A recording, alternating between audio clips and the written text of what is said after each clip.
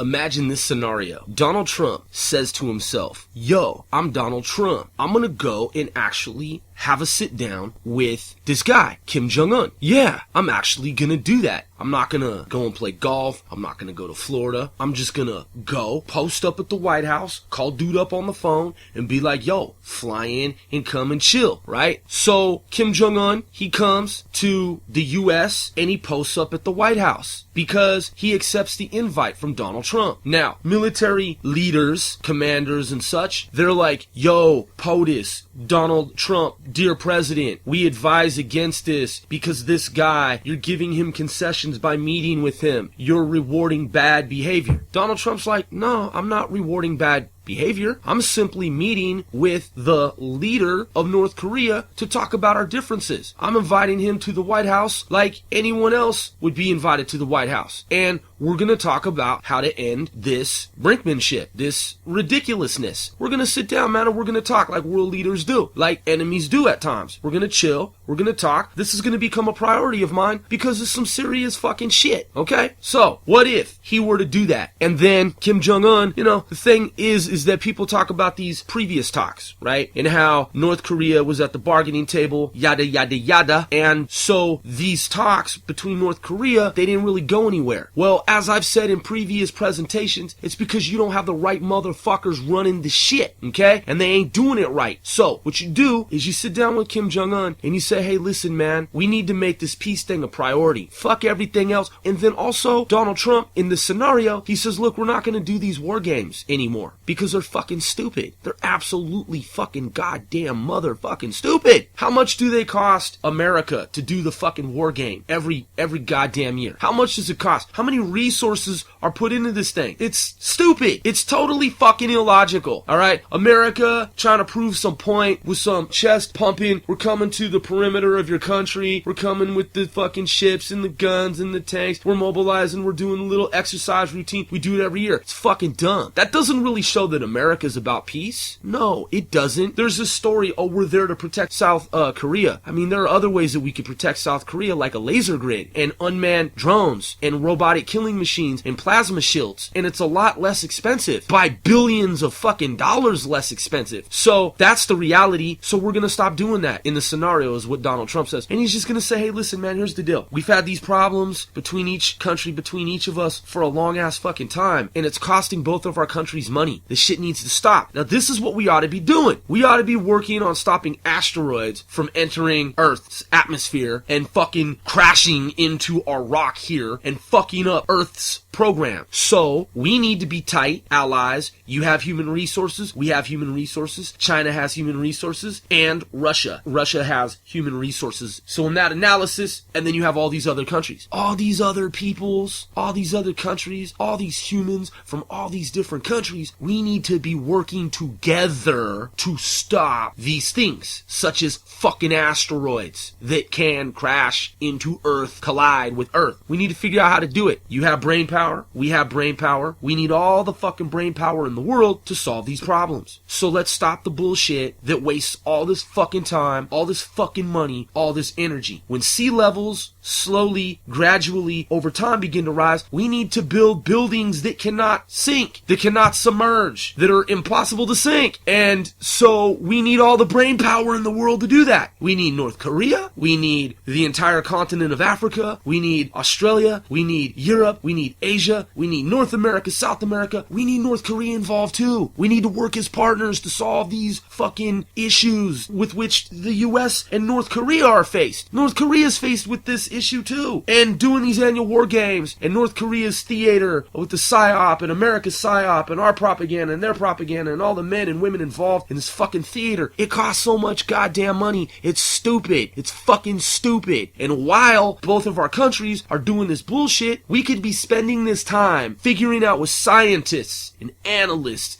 and experts and technicians and engineers and great thinkers and new thinkers and old thinkers and humans working together, we could be solving these problems with which we are faced. That is the scenario. And then North Korea sees that America's serious and isn't going to do the annual war games anymore. And North Korea's like, well, fuck, they just changed their whole stance and approach toward us, and they're legitimate and it's real, and people stop talking shit about North Korea, and North Korea stops talking shit about America, because leadership, true, real leadership in North Korea sees that the U.S. is genuine and realizes that every human on the planet is faced with these challenges in the 21st century, like fucking asteroids and near-Earth objects that NASA sees at the last fucking minute, or some shit, who knows, rising waters, whenever, grid shit, problems, issues with the electricity and whatnot. Everyone needs to be working on this, man, including North Korea. So North Korean leadership realizes that it's a change in the old way that America has been doing business, because Donald Trump actually sat down in this scenario with Kim Jong-un and fucking was serious, like, yo, I'm being real, this isn't lip service, I'm telling you the truth, man, like, fuck the dumb shit, we've been talking back and forth about annihilating each other's country and this and that, but that shit, man, it's over. Like, we're just gonna shake, like, on it like some old school real shit, like, let's let bygones be bygones, man. We've talked as much shit as we could talk back and forth endlessly, and it's gonna end forever now, and we're gonna work together as partners in the 21st century, man, for real, like real shit, okay? So, that scenario, and then these countries, China, North Korea, South Korea, the United States, Russia, all countries are working together to solve these issues with which the world is faced in the 21st century. Peace.